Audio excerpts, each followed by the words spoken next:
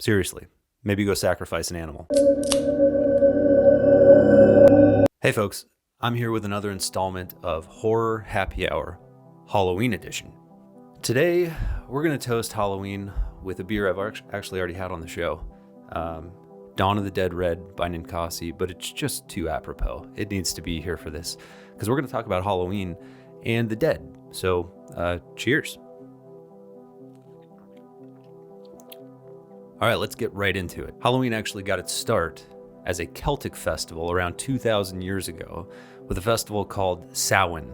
For non-geography buffs, much like myself, the Celts occupied territory in Ireland, the UK, and France. The Celts actually celebrated the new year on November 1st instead of January 1st because the winter is when people died, and they didn't want people to die at the end of the year, apparently.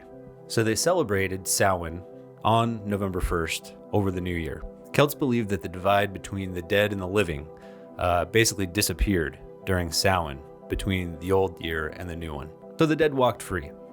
And much like modern teenagers, they caused a lot of mischief. So naturally, the Celts and the Druids decided that they would have huge bonfires where they would roast harvest crops and live animals.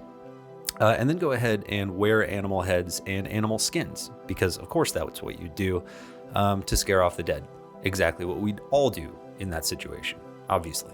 So then when the Romans conquered the Celts by about 43 AD, they started to blend a lot of their holidays together. Two of the holidays in particular. I know I'm not going to pronounce this correctly, but the first one was Feralia, which was a celebration of the dead.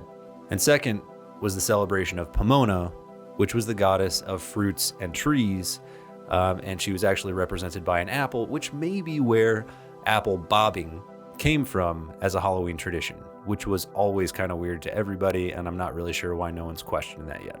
Then in 609, the Catholic Church created All Martyrs' Day, which eventually became All Saints' Day because they wanted to include saints. By the 9th century, Christianity had spread into almost all Celtic rites.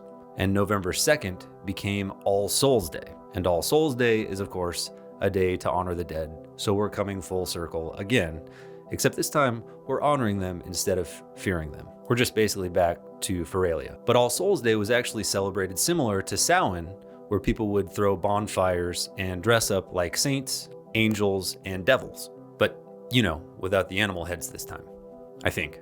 All Souls' Day also eventually became known as All Hallows or All Hallowmas, which is from the Middle English word Allo Hallowmassi. I'm not even going to try to pronounce that correctly, but in Middle English, which basically just means All Hallows' Day.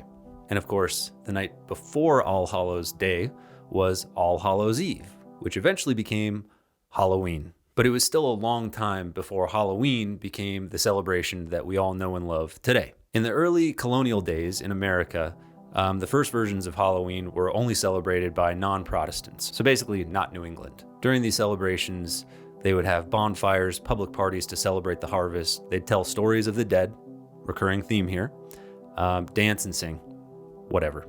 That's the lame stuff. And of course, plenty of ghost stories and mischief would erupt from these celebrations. Then in the latter half of the 19th century, the Irish began to come to America en masse because of the Great Potato Famine. Well, once the Irish started coming to America, they actually spread Halloween across the entire country, and it became more of a national celebration. Eventually, Americans started celebrating Halloween more like their European ancestors. They actually began going from house to house, dressed up in costume, asking for food or money, which eventually became known as trick-or-treating. Apparently, young women even thought that they could divine the name of their future husband by playing with yarn, doing tricks with apples, and looking into mirrors. So we haven't come very far. Then, of course, in the late 1800s, puritanical America tried to steer Halloween away from being a frightening or grotesque holiday and more into a community celebration around the harvest. What's the fun in that? Basically, they wanted it to be less frightening for people, which eventually sort of drove the supernatural elements and religious elements out of the holiday. But by the 1920s, trick-or-treating began coming back, and kids who were not offered a treat would actually play a trick on the houses that didn't give it to them. Basically, vandalism. So you better damn well believe that families started preparing for Halloween by having treats ready to give the kids, otherwise they would wind up with an egg on their house. And that's why Halloween is now a $6 billion holiday in America every single year. So there you have it. When you take out the commercialism, the story of Halloween traced back to Samhain actually hasn't changed all that much. It's the day where the dead can cross over into the land of the living and cause mischief, and we try to scare them away using certain tactics. You can try to pretend that we're celebrating, but let's be honest, we're scared of shit. I mean, Halloween is the one night every year where the dead can roam free and do as they please and cause chaos and trickery and whatever they want to do. Do I believe it? I don't know, man. But I know for sure I'm not going to mess with 4,000 years of this shit. Where are the Ghostbusters at? Cheers, folks. Have a great Halloween, enjoy yourself, and try to avoid those ghosts. Seriously. Maybe go sacrifice an animal. I don't know. Enjoy. This is my